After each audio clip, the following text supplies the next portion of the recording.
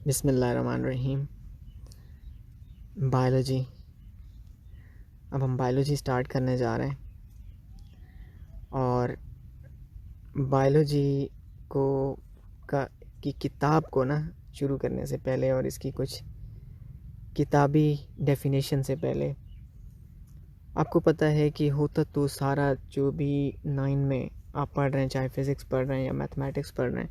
चलें, मैथमेटिक्स फिर एक बचपन से बच्चा पढ़ता है, उसका एक तारुफ होता है, ठीक। ख़ास तौर पर अगर हम बात करते हैं फ़िज़िक्स की और केमिस्ट्री की और बायो की, अगर हम इन तीनों सब्जेक्ट्स की बात करते हैं ना, तो 9th लेवल पर ना ये तारुफ होते हैं, ठीक है। एक किस्म के ना ये मुलाकाती सब्जेक्ट्स हैं, ठीक है, कि 9th लेवल पर ना मुलाकात हो रही है आपकी इन सब्जेक्ट्स के साथ। तो अब बुक की मुलाकात से, बुक से तो आपकी अभी मुलाकात होगी ही, ठीक, और बुक के ज़रिए आपकी बायोलॉजी से मुलाकात तो अभी होने वाली है इंशाल्लाह। उससे पहले मैं एक आपकी गैर रस्मी, ठीक, एक फ़ॉर्मल मुलाकात होती है, ठीक, एक होती है, दो लफ्ज़ होते हैं, एक होता है फॉर्मल और एक इनफॉर्मल। अंग्रेज़ी में दो लफ्ज़ होते हैं, ठीक है। एक चीज़ होती है फॉर्मल और दूसरी होती है इनफॉर्मल। उर्दू में हम कहते हैं रस्मी और गैर रस्मी, ठीक है। गैर रस्मी ऐसे होता है जैसे आप सड़क पे कोई मिल जाता है आपको, ठीक है, या आप किसी जगह बैठ के चाय पी रहे होते हैं, ठीक, या किसी शॉप पे खड़े होते हैं और वहाँ पे आपको कोई मिल जाता है, ठीक, या आप शॉपिंग पे गए होते हैं और कोई मार्केट में आपको मिल जाता है। एक गैर रस्मी मुलाकात हो जाती है, ठीक है, जो प्री प्लान्ड नहीं होती, ठीक। और एक होती है रस्मी मुलाकात, ठीक है, जैसे बाकायदा आप किसी के घर किसी की दावत पे जाते हैं तो आपकी फॉर्मल मुलाकात होती है, रस्मी मुलाकात होती है, ठीक। तो रस्मी मुलाकात तो आपकी चलेगी आगे, मैं एक थोड़ी गैर रस्मी मुलाकात भी करवाना चाहता हूँ आपकी बायोलॉजी से, ठीक है। तो बुक से पहले ना मैं आपकी एक इनफॉर्मल मीटिंग करवाना चाहता हूँ बायोलॉजी से कि बायोलॉजी क्या है, ठीक है। तो इनफॉर्मली ना, अगर हम इनफॉर्मली बात करें, फ़िज़िक्स में आपने देखा है कि हम कायनात की इब्तिदा से लेके उसकी इंतहा तक, ठीक, बारीक से बारीक चीज़ें, बारीक तरीन चीज़ों से लेकर जितनी आप तस्वर कर सकते हैं, बारीक तरीन से लेकर वसी तरीन तक का मुताला करते हैं, ठीक है। ये एक बिग पिक्चर है, ठीक है। फ़िज़िक्स को आप कह सकते हैं कि एक नक्शा है कायनात का, ठीक है। और आपको पता है नक्शे में ना बहुत सारी चीज़ें मिस हो जाती हैं। नक्शे में आप पाकिस्तान का नक्शा उठाएं, उसमें आपका घर नहीं होगा, ठीक। तो इसलिए नक्शे में वो चीज़ें, बहुत सारी चीज़ें नक्शे में मिस हो जाती हैं, क्योंकि नक्शे का काम वो नहीं है। नक्शे का काम है आपको मोटी मोटी बातें बताना, वो बिग पिक्चर को दिखाता है, ठीक है। तो केमिस्ट्री और बायो ना ये अंदर की बारीकियां हैं, ठीक। जैसे मैंने आपसे कहा कि आपका घर नक्शे में नहीं होगा, ठीक, आपके घर के बैकयार्ड में जो दरख्त लगा हुआ है वो नक्शे में नहीं होगा, ठीक, आपका खेत नक्शे में नहीं होगा, गायें भैंसें कहाँ खड़ी हैं वो नक्शे में नज़र नहीं आएंगी, ठीक है। अब बायो और केमिस्ट्री इसीलिए ज़रूरत पड़ती है। अगर फ़िज़िक्स ही सब कुछ है तो फिर हम इब्तिदा से लेके इंतहा तक और बारीक तरीन से लेकर वसी तरीन तक पढ़ रहे हैं, फिर तो फ़िज़िक्स केमिस्ट्री तो अंदर आ गए ना कहीं पे। फिर इन्हें क्यों बनाना पड़ा, अलग किताबें क्यों हैं, फिर ये भी तो फ़िज़िक्स में आ जाती। फिर एक फ़िज़िक्स ही काफ़ी थी ना, क्योंकि सारी कायनात तो समझ में आ जाती है उससे। इसमें रह क्या गया फिर, आप फ़िज़िक्स को देखें ना, हाँ, फिर तो कुछ नहीं बचना चाहिए ना, सारा कुछ फ़िज़िक्स के अंदर आ जाना चाहिए। फिर बायो और केमिस्ट्री की क्या ज़रूरत थी बनाने की। इसका जवाब फिर मैंने आपको खुद ही दे दिया, ठीक है, बग़ैर आपको सताया नहीं है मैंने, ठीक है, सताया नहीं है, सीधे सीधे मैंने फिर आपको बता दिया कि फ़िज़िक्स जो है ना एक मैप की तरह है, ठीक है, वो बिग पिक्चर को शो करती है, पिक्चर के अंदर डिटेल्स नहीं बता रही, ठीक है। और फिर डिटेल्स हमें कहाँ मिलती हैं, जाके बायो और केमिस्ट्री में। इस कायनात को, इस जहान को बायो और केमिस्ट्री के बगैर हम नहीं समझ सकते, ठीक। अभी आप बायो पढ़ेंगे, फिर आप देखेंगे कि बायोलॉजी में आपको बहुत सारी बातें समझ में आ जाएंगी, ठीक, कि आपका जहन, आपकी आंखें और आपका दिमाग खुलेगा, लेकिन फिर कुछ सवालात आपके जहन में आएंगे, फिर कुछ सवालात खड़े हो जाएंगे।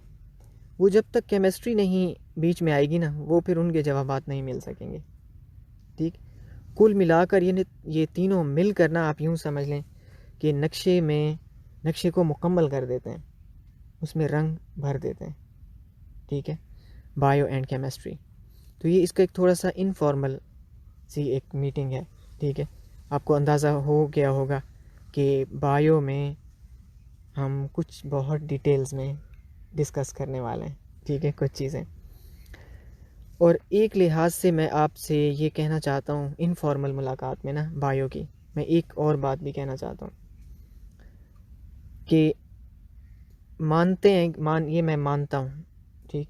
मैं क्या मानता हूँ, मतलब जो भी एकेडमिक्स हैं, ठीक है, जो भी उस्ताद लोग होते हैं, या जो भी वो तुलबा जो बायो केमिस्ट्री एंड फिज़िक्स से उनकी मुलाकाती तालीम हो चुकी होती है, तो वो सारे इस बात को मानते हैं कि फ़िज़िक्स वसी तरीन है, ठीक है। वुसअत में फ़िज़िक्स का कोई जवाब नहीं है, लाजवाब है फ़िज़िक्स इस मामले में।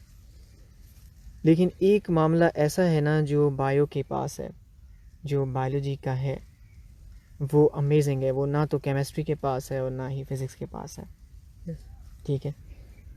कि जो कायनात, आप तख्लीक को देखें, आप देखें, है तो सारा कुछ ना तख्लीक है, ठीक है, क्रिएटिविटी है।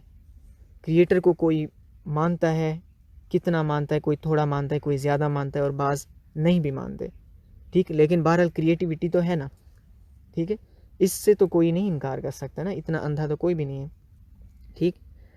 तो क्रिएटिविटी की अगर आप बात करते हैं ना, कि हम साइंस में कायनात की क्रिएटिविटी को देखते हैं और कायनात की क्रिएटिविटी को समझते हैं, ठीक है। तख्लीक की दास्तान है ये, पूरी साइंस क्या है, तख्लीक की दास्तान है। अब मैं जो आपको बात समझाने जा रहा हूँ, ठीक है, तख्लीक की दास्तान है। ये आप सिर्फ खाली दिमाग से नहीं बल्कि दिल और दिमाग दोनों से सुनिएगा, ठीक है। ये तख्लीक की दास्तान है। अब तख्लीक की दास्तान सुनने के लिए और तख्लीक की दास्तान को समझने के लिए हम निकल पड़े हैं, ठीक। Yes sir. तो अब आपको ये बात पता होनी चाहिए तख्लीक की दास्तान पर, अब आप निकल खड़े हैं कि तख्लीक की दास्तान की जो है ना चोटी कहाँ है। Yes sir. आपका सफ़र ना एक चोटी पे होगा, ठीक है, आप एक चोटी पे जाने वाले हैं। मुझे यहाँ से तूर याद आ गया, ठीक। एक पैगंबर भी ऐसे गुजरे हैं, ठीक है, जिनका ख्वाब जो है ना वो एक चोटी थी, यस। ठीक है, वो उनके ख्वाबों की ताबीर उस चोटी के ऊपर थी, ठीक है। और यहाँ जो इल्म का सफ़र है इसकी भी ना एक चोटी के ऊपर है, यस। ठीक है। तख्लीक की दास्तान एक चोटी पे जाके मुकम्मल होती है। Yes sir. साइंस की जो स्टोरी है, साइंस का ये जो जर्नी है और ये जो सफ़र है आपका, ठीक है, जैसे आप कॉस्मॉस में भी देखते हैं कि वो एक सफ़र करता है आसमानों का, ठीक है। तो इसकी जो चोटी है ना तख्लीक में, वो बायोलॉजी है। बायोलॉजी तख्लीक की चोटी है। आप कहेंगे कि ये क्या बात कर रहे हैं आप सर, तख्लीक की चोटी बायोलॉजी है, वो कैसे? ज़रा, एक इंसान बात करता है तो उसके पीछे कोई दलील भी तो होनी चाहिए ना, यस। ठीक है। बग़ैर दलील के तो फिर साइंस में हम नहीं चलते ना, ठीक है। किसी की पसंद से तो नहीं होता। मैं कहूँ कि मेरी 9 में मेरी बायोलॉजी बहुत अच्छी थी, ठीक है, और मेरे सबसे ज़्यादा नंबर बायोलॉजी में आए थे, फ़िज़िक्स से भी ज़्यादा, ठीक। तो इसलिए मैं कह रहा हूँ कि तख्लीक की चोटी है। तो मेरे और तुम्हारे की बात नहीं है, ठीक है, बात है दलील की। यस। दलील ये है कि आप स्टडी कर रहे हो ना मैटर और एनर्जी को, यस। ठीक है। अब मैटर तरक्की करते करते, आप एक ईंट को देखो, एक पड़ी हुई है ईंट, आप फिज़िक्स में इसको स्टडी करोगे, ठीक। ईंट कच्ची थी, पक्की हो गई, भट्टी में डाला, क्या हुआ? केमिस्ट्री में स्टडी करोगे कि कच्ची ईंट को भट्टी में डाला है तो पक्की क्यों हो गई है, यस। ठीक है, ये केमिस्ट्री हो गई, सही है। सही है। अब देखिए, आप ईंट है या पत्थर है, अगर आप उसकी बनावट की बात करते हो ना, ठीक है, ईंट या पत्थर की तुम बनावट की बात करते हो, ठीक है, तो केमिस्ट्री हाजिर है, ठीक है, केमिस्ट्री तुम्हारे सारे सवालों के जवाब देने के लिए तैयार है। ठीक, तुम इसकी बनावट में चाहे जितनी अजीब से अजीब बात ढूंढ के ले आओ, ठीक है, जितने अजीब व गरीब एलिमेंट्स ढूंढ के ले आओ, ठीक है, लेकिन एक बात तुम्हें याद रखनी चाहिए, ठीक है, मिलेंगे वो पीरियोडिक टेबल के अंदर से ही, वही 118 में से होंगे। ये केमिस्ट्री है, ठीक है, ठीक है ना, इससे ज़्यादा अजीब तुम नहीं कर सकते। ये केमिस्ट्री कह रही है आपको, ठीक है, कि ये तुम्हारा बोर्ड है, सारी शतरंज केमिस्ट्री की इसी बोर्ड में खेली जाएगी, ठीक है, इससे बाहर नहीं खेलोगे तुम, ठीक है। अब तुम ये ईंट या पत्थर ये क्या कर सकता है, कितनी वेलोसिटी से मूव कर रहा है, रेस्ट में है तो क्यों है, कौन कौन सी फोर्सेस इस पे अप्लाई हो रही हैं, इसका मास कितना है, इसकी कुल एनर्जी E=mc² लगा दो, ठीक, जो इक्वेशन लगाना चाहते हो, जो इसके बारे में तुम फाइंड आउट करना चाहते हो, एक एक एटम गिन के तुम्हें एक एक पार्टिकल गिन के बता देगी। कौन? फिजिक्स। फिजिक्स कहेगी कि आओ मैं हाजिर हूँ, ठीक है, यस, ठीक, मैं हाजिर हूँ बनावट के अलावा बाकी अंदर बाहर के सवालों के जवाब देने के लिए, ठीक है, कि कौन से कुदरत के कवानीन अप्लाई हो रहे हैं इस पे, कि ये ईंट क्यों है, अगर पत्थर है तो पत्थर क्यों है। फिजिक्स हाजिर है कि नहीं? हाजिर है, आपको सारी दास्तान सुना देगी। लेकिन अब तुम समंदर के किनारे, ठीक है, थोड़ा थोड़ा पानी है, अक्सर आपने कभी तसव्वुर में ऐसा किया हो शायद, या कभी कहीं आपने देखा हो कि समंदर के किनारे ठंडे ठंडे पानी में बच्चे खेलते हैं, ठीक है, वो सीपियाँ उठाते हैं, पत्थर उठाते हैं, ठीक, और वहाँ जाते हैं, और आप भी वहाँ हो, ठीक है, और आप समंदर को के ठंडे ठंडे पानी में घुटनों तक पानी है थोड़ा थोड़ा, ठीक है, और आप एक्सप्लोर कर रहे हो, ठीक है, और आप मज़े ले रहे हो, ठीक है, आप इस जहान को देख रहे हो, और आप अचानक एक देखते हो अजीब व गरीब चट्टान को, ठीक है, और वो आपको शौक़ पड़ता है कि मैं इसको छूऊं, आप जैसे ही हाथ करीब बढ़ाते तो बड़ी सी आंखें खोलती है वो चट्टान, ठीक, और अचानक से उसका कांटा निकल आता है बाहर, ठीक, और फिर वो दुम हिलाती है और आपको पता चलता है ये तो मछली है, इसकी शक्ल चट्टान जैसी थी, और ऐसी मछली वाकई है, उसको स्टोन फिश कहते हैं, ठीक, और लोग गलती से उसको उठाने की कोशिश भी करते हैं, और उसका एक बहुत जहरीला कांटा होता है और वो लगता है और वो हॉस्पिटल में पहुंचा देती है अक्सर बच्चों को, ठीक है, ऐसी मछली को स्टोन फिश कहते हैं, लेकिन इसकी शक्ल बिल्कुल चट्टान जैसी होती है। अब ये जो है ना कुछ ज़्यादा ही अजीब कमाल हो गया ना, ठीक है, कहाँ चट्टान और कहाँ एक जिंदा जीता जागता जानदार, उसको हम कहते हैं स्टोन फिश, क्योंकि वो हर लिहाज से एक स्टोन नज़र आती है। हम मुशाहिदे से, ठीक है, आला से आला जहन रखने वाला इंसान भी अपने मुशाहिदे से धोखा खा बैठता है कि ये तो एक पत्थर है। अब जो आपके सवालों के जवाब देने के लिए जो चीज़ आती है ना, ना वो फिजिक्स है, ना वो केमिस्ट्री है, वो बायोलॉजी है, ठीक। अब आप देख सकते हो कि मैटर की प्रॉपर्टीज में, मैटर के कमालात में बायो कहाँ खड़ी हुई है, ठीक है, बायो कहाँ खड़ी हुई है। केमिस्ट्री में आप रॉक को ज़रूर कूट के उसके सारे एलिमेंट्स निकाल के दिखा दोगे, फिजिक्स वाला आएगा उसके ऊपर लगने वाली ग्रेविटी और उसकी सारी एनर्जी निकाल के दिखा देगा। जो बायो में जो रॉक्स हैं ना, वो आंखें खोल के देखती हैं, वो डंक भी मारती हैं, वो खुद ब खुद तैरती भी हैं, वो बच्चे भी देती हैं, ठीक, आपको समझ में आया कि मैटर किस लेवल पे पहुंच जाता है, ठीक है, मादा तरक्की करते करते खूबियों के और सिफात के लिहाज से किस चोटी पर पहुंच जाता है, जो फिजिक्स में नहीं है। फिजिक्स में हम इन खूबियों को डिस्कवर नहीं करते, मैटर की इन खूबियों को डिस्कवर नहीं करते, ठीक, ये फिजिक्स के पास वो बारीकियां नहीं है, ठीक है, जिनसे हम इन चीज़ों को देख सकते हैं।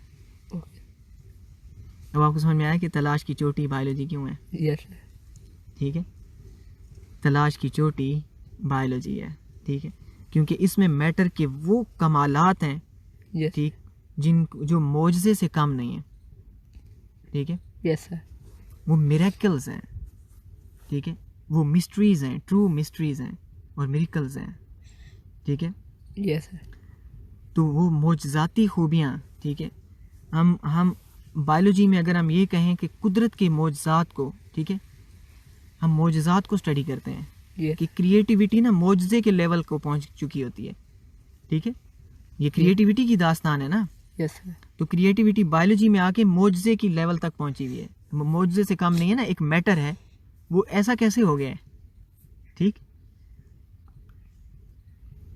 आप पता नहीं उस हैरत को फील कर रहे होंगे कि नहीं कर रहे होंगे। हाँ, Yes, आखिर को मैटर ही है ना, बनी Yes. तो उन्हीं 118 एलिमेंट से है ना, Yes, sir. जिनसे एक चट्टान बनी है, Yes, या sir. जिनसे बाकी मैटर बना हुआ है जो मुर्दा मैटर है, यस सर। ठीक। इन्हीं से एक ऐसे चीज कैसे बन गई जो इतनी अजीबो गरीब है, ठीक है। तो मैटर एक अजीबो गरीब कमाल पे पहुंचा हुआ है बायोलॉजी में, यस ठीक है। सर। एक मौजज़ाती लेवल तक पहुंचा हुआ है, यस। एक मिरेकुलस लेवल तक पहुंचा हुआ है। उस मिरेकुलस लेवल पर हम मैटर की प्रॉपर्टीज को स्टडी करते हैं, yes sir. That is biology, ठीक है। तो उस मौजज़ाती लेवल पर जाके अब आप समझ सकते हो कि बायोलॉजी कितनी सेक्रेड है, यस सर। ठीक है। कि ये कैसे एक अक्ल को तूर पे ले जाती है। मुझे वो तूर याद आ रहा है, ठीक है। Yes sir. मैंने अब पहाड़ का नाम भी ले लिया है। अब आप समझ गए होंगे कि मैं किस पैगंबर की बात कर रहा हूँ, जिसको उसकी तलाश तूर पे ले गई थी। Yes sir. हाँ, नसीरुद्दीन नसीर साहब का एक शेर याद आ रहा है, ठीक है। सुना देते हैं आपको, ठीक है। सुना ही देते हैं आप, ठीक है। आपको समझ आए ना आए, हम आपको सुना देते हैं, ठीक है। Yes. कभी तो समझ में आ जाएगा ना। कोई Yes. जाए किस लिए तूर पर, कहाँ अब वो खुश नजरी रही, ठीक। अब मैं एक ही मिसरा सुना रहा हूँ, ठीक है। दूसरा कभी बाद में सुनाऊंगा, ठीक है। कोई जाए किस लिए तूर पर, कहाँ अब वो खुश नजरी रही। मतलब अब कहाँ वो तलाश है, अब कौन है वो तलाश करने वाला। कोई ऐसा दिमाग है, अब कोई ऐसा दिल है तलाश करने वाला जो किसी इंसान को तूर पे ले जाए, ठीक। बायोलॉजी की ये थोड़ा सा इनफॉर्मल मैंने आपसे एक, जैसे ना कहते हैं चलते फिरते वाली मुलाकात है, यस सर। ठीक है। किताबी नहीं, गैर रस्मी एक मुलाकात। आगे बढ़ते हैं। बुक क्या कहती है बायोलॉजी के बारे में, इंट्रोडक्शन टू बायोलॉजी। तो अब हमारा तरीक़ाकार कुछ ऐसा होगा। मैं आपको बुक के हवाले से भी अपनी थोड़ी स्ट्रैटेजी शेयर करना चाहता हूँ कि हम Yes. बुक को कैसे स्टडी करेंगे बायोलॉजी में। देखें, एक तो ये कि आप अपनी सबसे पहले बिल्कुल बायोलॉजी में ना आपने अपनी जहनियत बदल देनी है फिज़िक्स के मुकाबले में। जैसे आपने फ़िज़िक्स को समझा है, यस सर। या जिस जहन और जिस सोच के साथ, या इसको मोड कहते हैं, ठीक है, या मूड कहते हैं। चलें आप मोड बोलें या मूड बोलें, जो mood off thinking, yes sir. इंसानी मूड होते हैं ना, कहते हैं मेरा आज चाय पीने का मूड हो रहा है, ठीक है। इंसानी जहन के ना मूड होते हैं, ठीक है। Yes sir. तो आपने जिस मूड में आपने फिज़िक्स को समझा है ना, यस बिल्कुल अब आपने अपना मूड चेंज कर लेना है, ओके सर। ठीक है। ठीक है। कैसे मूड चेंज करना है मैं आपको बताता हूँ, ठीक है। जैसे हम चैनल बदलते हैं ना Yes, दिमाग का, अब हम चैनल बदलेंगे। यस। जो फिज़िक्स है ना वो टोटली लॉजिकल स्टडी है, उसमें हर चीज़ की वजह है, यस सर। ठीक है। उसमें कड़ियाँ जंजीर की तरह जुड़ती जाती हैं, ठीक है। Yes sir. एक के पीछे दूसरी वजह, उसके पीछे दूसरी वजह, उसके पीछे दूसरी वजह, और ये कड़ियाँ जुड़ती जाती हैं और चीज़ों को हम बहुत गहराई में जाके स्टडी करते हैं। Yes sir. ये चेन है, चेन ऑफ रीज़न, ठीक है। हम वजूहात के पीछे वजूहात के पीछे वजूहात, और बाल की खाल उतारते हैं हम, ठीक है। बाल की खाल उतार देते हैं। जायज़ है बायोलॉजी फिज़िक्स में, सॉरी, ऐसा करना। फिज़िक्स में बाल की खाल उतारना जायज़ है। जितना गहरा जाना चाहते हो जाओ, जितना जो सवाल करना है करो, ठीक, और गहरे जाओ, ठीक है। ये फिज़िक्स का मूड है, ठीक है। क्यों हम मामूली से मामूली चीज़ों पर भी सवाल उठाते हैं फिज़िक्स में, यस। मामूली से मामूली, ठीक है। लेकिन बायोलॉजी का ये मूड नहीं है। बायोलॉजी में अगर आप इस मूड से गए ना, आप फंस जाएंगे और उलझ जाएंगे, यस सर। क्योंकि इधर बरसात हो जाती है इल्म Yes, की, खसूसियात और प्रॉपर्टीज़ की एक बारिश हो जाती है। आप हर सवाल का एक चींटी को कवर नहीं कर सकोगे। आप अगर हर सवाल का जवाब चाहिए ना, तो फिर तुम एक चींटी को भी नहीं स्टडी कर सकते पूरी ज़िंदगी। यस। 40,000 किस्में चींटी की हैं। ये यस जो चींटी है ना, चींटी यस सर। जो कमीज़ पे बैठती है, तुम इसकी इज्जत ही नहीं करते। इसको एक यूं हाथ फेरते हो और उधर ही मार देते हो आप, ठीक है। कोई Yes. रेस्पेक्ट नहीं करते ना, यस। ठीक है। फूंक मार के उड़ा देते हो। इसकी 40,000 किस्में हैं। तुम पूरी ज़िंदगी सिर्फ एक चींटी को स्टडी नहीं कर पाओगे अगर फिज़िक्स वाला मूड लेके बायोलॉजी में आ गए तो। यस। समझे कुछ आपको? Yes sir. अजीब बात है ना। मछलियों की 60,000 किस्में हैं। तो ये जो बीटल्स होते हैं, काले पीले नीले बीटल्स मुख्तलिफ़ किस्म के नज़र आते हैं, ठीक है। अक्सर रोशनी के ऊपर आ जाते हैं और ये होते सख्त हैं, फिर ये पर खोल के उड़ने लगते हैं, ठीक। इन बीटल्स की तकरीबन 5 लाख किस्में हैं। 5 लाख, आधा मिलियन किस्में, अक़साम हैं इनके, अलग अलग स्पीशीज़ हैं। अब आप अंदाज़ा करें, ये इसके तो हम खाली नामों में ही पूरे हो जाएंगे। Yes sir. तो कुछ अंदाज़ा हुआ? Yes sir. ठीक। तो इसलिए आप यूँ समझ लें कि ये जो बायोलॉजी की दुनिया है ना, ठीक है, इधर वो फिज़िक्स वाली सोच नहीं चल सकती, बाल की खाल उतारने वाली। Yes sir. इधर खाली थोड़ा सा हम वो तारुफ भी हासिल कर लेना इन तख्लीक़ात की, इस बरसात का। Yes sir. ठीक है, तो फिर भी हम समझेंगे कि ज़िंदगी में हमने बड़ी बड़ी बायोलॉजी पढ़ ली। यस ठीक सर। है, तो यहाँ वही सोच चलेगी जो अभी मैं आपको एक ना, आपका थोड़ा सा मूड बदलने के लिए ना, यस ठीक है, सर। मैं आपको थोड़ा सा ना ऊपर ज़मीन से फिर आसमानों की तरफ, ठीक है, ले चलते एक हैं। आसमानी बात बताता हूँ आपको, आपका मूड बदलने के लिए, जो Yes, sir. बायोलॉजी के लिए ज़रूरी है। ठीक, यस सर। एक आयत है कुरान पाक में, उसमें है व अल्लमा आदमल अस्मा कुल्लहा सुम्मा अरदहुम अलल मलाइकति फ़क़ाल अंबिऊनी। हाँ, मैं एक लफ्ज़ की तरफ लाना चाहता हूँ आपको, अल्लमा आदमल अस्मा। हाँ, अल्लमा आदमल अस्मा। तो मैं इसमें सिर्फ 2 लफ्ज़ों की तरफ लाना चाहता हूँ आपको, बस एक ही लफ्ज़, ये अस्मा की तरफ। अस्मा कहते हैं नेम्स को। यस। ठीक है, और अल्लामा, इन 2 लफ्ज़ों को। Yes sir. ठीक है, इसको कहते हैं इल्मुल अस्मा। क्या कहते हैं? इल्मुल अस्मा। जी, इल्मुल अस्मा। बायोलॉजी जो है ना, अगर आप इसको इल्मुल अस्मा के मूड से पढ़ेंगे ना, यस सर, तो आपकी सीखने की रफ्तार बहुत बढ़ जाएगी और बायोलॉजी आपके लिए आसान हो जाएगी, कवरेबल हो जाएगी। यस। ठीक है, कुल तो ख्वाब में भी नहीं, आप सोचना भी नहीं कि आप पूरी बायोलॉजी का इहाता कर पाएंगे। Yes sir. भले आप हल्के से हल्का भी करने की कोशिश करें, नहीं कर पाएंगे। सिर्फ चीज़ों के नाम तक नहीं याद कर पाएंगे आप। Yes sir. ठीक, लेकिन अपने एरिया ऑफ इंटरेस्ट के मुताबिक, ठीक है, अपनी इंसानी, अपनी हर एक की अपनी अपनी औकात और अपना नसीब है। यस ठीक है? सर। उसके मुताबिक आप उसके किसी ब्रांच का, उसके किसी बायोलॉजी के किसी गोशे का आप इहाता कर सकेंगे अगर आप इल्मुल अस्मा की सोच से चलेंगे। Yes sir. ठीक है, ये क्या है इल्मुल अस्मा? हाँ, ये इल्मुल अस्मा क्या है, या कैसी अप्रोच है? ठीक है, ये क्रिएटर ने खुद दी है अंदर। ठीक है, यस। मुझे बायोलॉजी बहुत पसंद थी और हमेशा मेरी इसमें परफॉर्मेंस अच्छी रही है। उसकी वजह यही थी कि मैं इस अप्रोच को यूज़ करता था। यस। और हमेशा मैंने स्टूडेंट्स को भी ये बताई, तो वाकई उनको इससे बड़ा फ़ायदा होता है। ठीक, यस सर। अगर हम जहन का चैनल ही बदल देना सब्जेक्ट के लिहाज से, यस तो वो सब्जेक्ट हमारे लिए आसान हो जाता है। सर। ठीक है, यस। तो इल्मुल अस्मा की अप्रोच क्या है, मैं आपको वो शेयर करता हूँ, फिर हम किताब की तरफ आ जाएंगे। ठीक है, इसका मामला ये है कि हमने ना, अगर हम पूरी बायोलॉजी को छांटें, निचोड़ें कि इसमें है क्या, ठीक है, इसमें है क्या।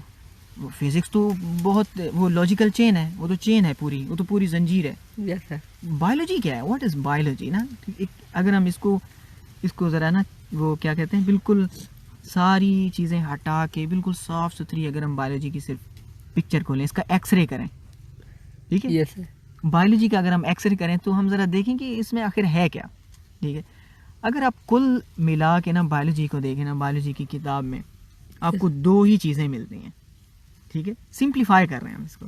यस। ठीक है, अपनी सोच बनाने के लिए, ठीक है, एक स्ट्रैटेजी बना रहे हैं हम। ठीक है, आखिर इतना बड़ा इल्म है, ठीक है, प्लानिंग कर रहे हैं हम। ठीक है, तो बायोलॉजी में आपके पास ना 2 ही चीज़ें आएंगी अगर आप बायोलॉजी की किताब को छांटें। मोस्टली, मैं ये नहीं कह रहा कुल्लियतन, आपको 99% ना, 99 नहीं तो चलो 90% के बारे में मैं यकीन से कह सकता हूँ कि 90% बायोलॉजी में आपको 2 ही चीज़ें मिलेंगी। एक होंगे चीज़ों के नाम, दूसरा उनके काम। Okay sir. भरी पड़ी है बायोलॉजी इन चीज़ों से, यस सर। चीज़ों के नाम और उनके काम। तो ये आप मसलन, मैं आपको एक सिंपल सी मिसाल देता हूँ कि मसलन एक दिल बना हुआ है, ठीक है, या एक टांग बनी हुई होगी, ठीक है, उसमें हड्डियाँ होंगी, ठीक है, उसमें कई सारे उसमें पार्ट्स होंगे, ठीक है। अब एक छोटी सी जो होगी ना, ठीक है, मसलन एक छोटा सा पार्ट होगा, ठीक, मसलन एक टखना ले लेते हैं हम, यस सर। तो उसमें भी कई लकीरें लगी होंगी और उसमें हर एक पार्ट के बहुत सारे नाम होंगे, यस सर। ठीक। तो बायोलॉजी में आगे जाके मेडिकल में एक किताब पढ़ते हैं, ठीक है, डॉक्टर्स बनने के लिए वो पढ़ते हैं, वो उसको कहते हैं एनाटॉमी, ठीक है। वो किताब पूरी की पूरी नामों पे मुश्तमिल होती है, यस सर। ठीक है। इतने नाम होते हैं, इतने नाम होते हैं, इतने नाम होते हैं, और क्या होता है, बस उन नामों को याद रखना होता है और उनके फंक्शंस को याद करना होता है, बस। अब आप खुद सोचें, और यही काम यहीं से शुरू हो जाता है, 9 क्लास से ही शुरू हो जाता है, यस सर। ठीक है। आप कोई भी सिस्टम पढ़ रहे होंगे, डाइजेस्टिव सिस्टम पढ़ रहे होंगे, चीज़ों के नाम शुरू हो जाएंगे। ये माउथ है, ठीक, दांतों के भी नाम होंगे, ठीक है। ये फूड पाइप है, ये एसोफेगस है, ये स्टमक है, ये स्मॉल इंटेस्टाइन है, ये लार्ज इंटेस्टाइन है, ये बस चीज़ों के नाम। और फिर हम दूसरी क्या बात याद रखेंगे, उनके काम याद रखेंगे, यस सर। ठीक। बस आपने अभी अपना सारी बाकी पिछली बातें, ठीक है, वो गहरी सोच और वो बड़ी ज़हानत और वो आपने वो सारा पीछे रख दें अब आप, ठीक है। और यहाँ आपने चीज़ों को इस तरह, इस अंदाज से कवर करने की कोशिश करनी है, यस ठीक है। ठीक है। और ये क्या है, ये वो अंदाज है जो क्रिएटर ने खुद दिया है, क्रिएटर ने खुद दिया है। Yes sir. उसने खुद कहा है कि मैंने आदम को इल्मुल अस्मा सिखाया था, मैंने चीज़ों के नाम सिखाए थे, यस सर। ठीक है। तो ये असल में बायोलॉजी क्या है, इल्मुल अस्मा है, यस ठीक है। तो अब हम आगे बढ़ते हैं, अब हम बुक की तरफ आते हैं, ठीक है। अब आपका थोड़ा मूड बदल गया, यस सर। ठीक है। अब आप ज़्यादा आइंस्टाइन बनने की कोशिश नहीं कीजिएगा बायोलॉजी में, यस सर। ठीक है। बायोलॉजी में आइंस्टाइन बनने की कोशिश नहीं कीजिएगा, ठीक है। Yes sir. आगे चलते हैं। अब बायोलॉजी के बारे में आपकी बुक क्या कहती है। Biology is the scientific study, biology is the scientific study of life. The word biology has been derived from 2 Greek words, bios meaning life, logos meaning thought or reasoning. In this course of biology we will, इसको अब मैं नहीं पढ़ रहा हूँ, ठीक है। अब आपकी बुक बायोलॉजी के बारे में ये कह रही है, ठीक है। ये यहाँ से लेकर यहाँ तक की लाइन बहुत इम्पॉर्टेंट है, ठीक है। Yes sir. कि बायोलॉजी, ये लाइन क्या कह रही है मैं आपको इसका समझाता हूँ कि बायोलॉजी यूनानी ज़ुबान के 2 लफ्ज़ों से बना है। Yes sir. बायोलॉजी ग्रीक यूनानी ज़ुबान के 2 लफ्ज़ों से बना है। बायोस यानी Yes. ज़िंदगी, लोगोस मतलब बहस करना, उसके बारे में सोचना, सोच विचार करना और बातचीत करना, थिंकिंग करना। Yes sir. ज़िंदगी के बारे में सोच विचार करना, थिंकिंग करना, दैट इज़ बायोलॉजी, यस ठीक। अब इसको आप कह सकते हैं कि biology is the study of life, life. ठीक। यस। तो आप इस अगर आप इसको डेफिनेशन बनाना चाहते हैं तो फिर आप यहाँ से लेकर यहाँ तक लिख के आगे लिखेंगे biology is the study of life. अब जो मैं बातें मुंह से बोल रहा हूँ ना, आपने नोट्स में इसी तरह ही बना देनी है, ठीक है, यस सर। ठीक है ना। Yes sir. मतलब नोट्स में आप यहाँ से लेकर यहाँ तक लिखेंगे और आगे लिखेंगे biology is the study of life, okay. इस तरह आपके नोट्स भी साथ साथ तैयार होते जाएंगे। Yes. और मैं मेरा पढ़ाने का अंदाज भी कुछ बायोलॉजी में इसी तरह होगा, इल्मुल अस्मा वाला होगा, यस सर। ठीक है। ठीक है। मैं पैराग्राफ पढ़ूंगा, मैं सारा नहीं पढ़ूंगा, क्योंकि सारी बुक ऐसा नहीं कि ये कोई आसमानी किताब नहीं है कि हमें इसको हिफ्ज़ करना है, यस सर। ठीक है। हमने इसको पढ़ना है, ठीक। जो हमारे लिए अच्छे पॉइंट्स हैं हम वो निकाल लेंगे, उनको सर्कल कर लेंगे, ठीक। उन नामों को और उन कामों को हम दर्ज करेंगे यस सर। अपने जहन में भी और अपने नोटबुक में भी। Yes sir. And we will cover this book in this way इंशाल्लाह, ओके। ठीक है। तो ये अंदाज होगा, ठीक है। ठीक है। आगे बढ़ते हैं। अब बायोलॉजी की डेफिनेशन आपको समझ में आ गई, यस सर। ठीक है, किताब क्या कहती है बायोलॉजी के बारे में। अब आगे है division and branches of biology. अब आपको ये तो अंदाज़ा हो गया है कि बायोलॉजी ना कितनी गहरी है, यस। कितनी वसी है। यस। तो अब आपको ये तो पता है कि अब हम एक मक्खी को नहीं पूरी ज़िंदगी कवर कर सकते। यस। तो फिर अब जो इल्म इतना बड़ा हो, इतना भरा हुआ हो, ठीक है, इतना भरा हुआ है, ठीक है, तो फिर एक इंसान के बस की बात नहीं बनती। फिर Yes. ऐसा उसको करने के लिए ना, उस बुक में तहकीक करने के लिए, उस सब्जेक्ट में तहकीक करने के लिए क्या करना पड़ता है, उसकी शाखें बनानी पड़ती हैं, यस। उसको ब्रांचेस में डिवाइड करना पड़ता है। फिर हर कोई अपनी औकात के मुताबिक अपनी फील्ड सिलेक्ट करता है और पूरी ज़िंदगी उस फील्ड को स्टडी करता है, यस सर। ठीक है। ऐसे लोग होते हैं, इतना सुन के भी मज़ा आता है, देख के भी मज़ा आता है, यस सर। ठीक। पूरी ज़िंदगी स्पाइडर्स को स्टडी करते हैं, मकड़ियों को। Yes sir. स्पाइडर जो अभी आपके ऊपर चढ़ गई थी, ठीक है, पूरी ज़िंदगी स्पाइडर को स्टडी करते हैं, आप सोचें, यस सर। ठीक है, ऐसे साइंटिस्ट हैं। पूरी एक बायोलॉजी की ब्रांच है, इसको माइकोलॉजी कहते हैं।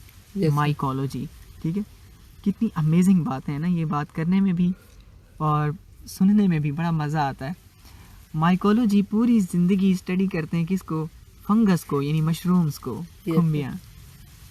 पूरी ज़िंदगी Yes, sir. अपनी लगाते हैं इसमें। और ये वो ब्रांच है जिसमें ना बहुत कम काम हुआ है इंसानों के लिए ना, अभी इसमें बहुत बड़ा काम बाकी है। Yes, sir. माइकोलॉजी इसको कहते हैं, ठीक है। हमारी ज़्यादातर मेडिसिन्स यहाँ से आती हैं, ठीक है, जो मेडिकल स्टोर, इंसान की इतना Yes, sir. फ़ायदा है इंसान का इसमें, ठीक है। तो अब हम ज़रा इसको देखते हैं कि बायोलॉजी, अब आपको थोड़ा वजह समझ में आ गई होगी कि बायोलॉजी की आखिर ब्रांचेस क्यों हैं। एक तो बायोलॉजी की दो बड़ी ब्रांचेस हैं, मेन, Yes, sir. एकदम बायोलॉजी ना दो बड़े हिस्सों में डिवाइड हो जाती है, दो बड़ी बड़ी शाखों में। जैसे दरख्त, समटाइम मोटा बड़ा दरख्त होता है और उसके दो बड़े बड़े मोटे मोटे तने होते हैं, ठीक है। Yes, sir. बायोलॉजी का भी कुछ ऐसे ही है, ठीक है, कि बायोलॉजी के दो मेन ब्रांचेस हैं, एक है जूलॉजी Yes, sir. और एक है botany. Yes. This division of biology deals with the study of animals. Zoology में हम जानवरों की स्टडी करते हैं, Yes, sir. एनिमल्स की स्टडी करते हैं, ओके। जूलॉजी में जू भी इसी से निकला है, जू मीन जानवर। Botany, this division of biology deals with the study of Port. Plants. Botany में हम पौधों को स्टडी करते हैं, ठीक है। Yes, sir. उसके बाद ऐसा नहीं कि सिर्फ यही दो ही हैं, और भी ब्रांचेस Yes. हैं, ठीक है। दरख्त है, microbiology. This division of biology deals with the study of micro organisms such as bacteria etcetera. Yes. ये बायोलॉजी की वो ब्रांच है जिसमें हम माइक्रो ऑर्गेनिज्म को स्टडी करते हैं। ये तो मल्टी सेलुलर होते हैं, Yes, sir. जानवर, पौधे भी मल्टी सेलुलर होते हैं। तो जो माइक्रो ऑर्गेनिजम्स हैं वो, उनके लिए फिर अलग ब्रांच है, दैट इज़ कॉल्ड माइक्रोबायोलॉजी। बहुत यूज़फुल ब्रांच है, बहुत ज़्यादा यूज़फुल ब्रांच है, etc. In order to study all the aspects of life, these divisions are further divided into different branches. In divisions को हम zoology को, बॉटनी को और माइक्रोबायोलॉजी को मज़ीद शाखों में तकसीम कर देते हैं, Yes, sir. As defined below, जैसा कि नीचे डिफाइन किया गया है। अब आप देखें, ये दो बड़ी बड़ी शाखें हैं ना, आगे इनकी मज़ीद शाखें हो जाएंगी। पहली है मॉर्फोलॉजी। ये लफ्ज़ मॉर्फोलॉजी ना मॉर्फ से निकला है, Yes, sir. ठीक है। मॉर्फ कहते हैं बनावट को, ठीक है, Yes, sir. ज़ाहिरी बनावट को, ठीक है। मॉर्फ यानी मॉर्फ को फॉर्म भी कहते हैं, फॉर्म शक्ल को भी कहते हैं, ठीक है।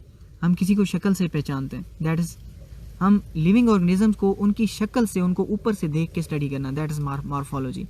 This branch deals with the study of form and structures of living organisms. ये बहुत अहम ब्रांच है, ठीक। मॉर्फोलॉजी वाले लिविंग ऑर्गेनिज्म को ऊपर से देख के बता सकते हैं कि ये कौन सा है, सिर्फ इसकी शनाख्त करते हैं ये, Yes. ठीक। आप इसको आसान ना समझें, जैसे मैंने आपको स्टोन फिश की मिसाल दी है, ठीक। मॉर्फोलॉजी वाले बहुत डिटेल्स में स्टडी करते हैं। मसलन देखें, अगर खून का सैंपल माइक्रोस्कोप में रखा जाए, मुर्गी के खून का सैंपल और इंसान के खून का सैंपल, Yes, sir. आप फ़र्क बता सकेंगे माइक्रोस्कोप में? नहीं बता सकेंगे। मॉर्फोलॉजी वाले बता देंगे आपको मुर्गी का कौन सा है और इंसान का कौन सा है, Yes, sir. ठीक है। दैट्स नॉट ईजी, ठीक है। Anatomy, the study of internal structures is called anatomy. मैंने आपको अभी कहा भी था कि एनाटॉमी की एक पूरी बुक होती है जो MBBS में पढ़ते हैं। Yes, sir. नाम ही नाम, नाम ही नाम, नाम ही नाम। एक घुटना बना हुआ होगा, उस पर पता नहीं कितने दर्जनों लकीरें लगी होंगी और उसके पता नहीं कितने पार्ट्स के नाम बताए गए होंगे, Yes. ठीक है। तो जो जिसका माइंड इस लिहाज से ट्रेंड नहीं होगा ना इल्मुल अस्मा में, Yes, sir. ठीक है, फिजिक्स या मैथ वाले को बिठा दें, आप बोलें सिर्फ ये घुटने के नाम याद करके दिखा दो, तो वो बुक बंद करके चला जाएगा, भले वो आइंस्टाइन का बच्चा क्यों ना हो, Yes, sir. क्योंकि इधर मूड ऑफ थिंकिंग और है, ठीक है, इधर और किस्म की जहानत चाहिए, ठीक है। Yes, sir. तो इसलिए एनाटॉमी, ठीक है, क्या करती है, हर जानवर को खोल के अंदर से देखती है, अंदर से इंटरनल स्ट्रक्चर को स्टडी करती है, हर चीज़ को अंदर से स्टडी करती है। Histology, the microscopic study of tissues is called histology. Histology tissues की स्टडी का नाम है। टिश्यू क्या होता है? टिश्यू की मैं आपको मिसाल ऐसे दूंगा, जैसे आपने प्याज को काटा, Yes, sir. प्याज का खाली ऊपर का छिलका ले लें, वो एक अलग टिश्यू है।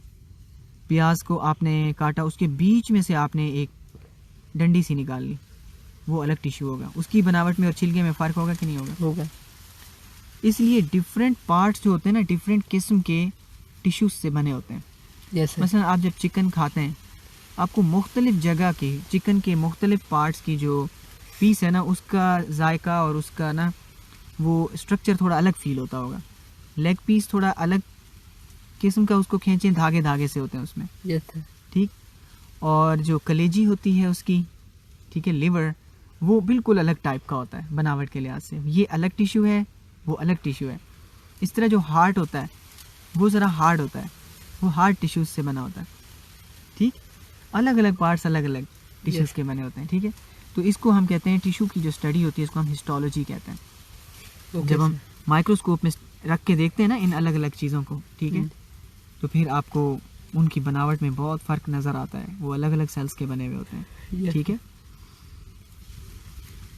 सेल बायोलॉजी, अब हम टिश्यू से ज़्यादा अंदर चले जाएंगे, ठीक है। फर्दर अब देखें, हम थोड़ा सा ना डीप चलते जा रहे हैं। पहले ऊपर से स्टडी किया, फिर अंदर से किया, फिर टिश्यू आ गया, माइक्रोस्कोप उठा ली, फिर माइक्रोस्कोप में हम टिश्यू से अंदर ना उसके सेल को और मज़ीद डीप स्टडी कर रहे हैं, ठीक है। The study of the structures and functions of cells and cell organelles is called cell biology. This branch also deals with the study of cell division. ये बायोलॉजी की वो ब्रांच है ना कि पूरी ज़िंदगी लोग लगा देते हैं सेल के अंदर को स्टडी करने में, ठीक। और वो उसमें से कुछ, पूरी ज़िंदगी में कुछ चीज़ें डिस्कवर कर पाते हैं। सोचें, ये जो साइंटिस्ट होते हैं ना, कहते हैं सेल एक शहर है, यस, पूरा मेगा सिटी है, अजीब व गरीब सेल के अंदर पूरा जहान है। Yes sir. और इंसान को सेल डिस्कवर किए हुए बहुत बहुत टाइम हो चुका है। कई जो है ना वो हो चुकी हैं, कई डेकेड्स हो चुके हैं, कई 10 साल लग चुके हैं, मतलब सेंचुरीज वाली बात है, सदियों पर मुहित इंसान की तहकीक है।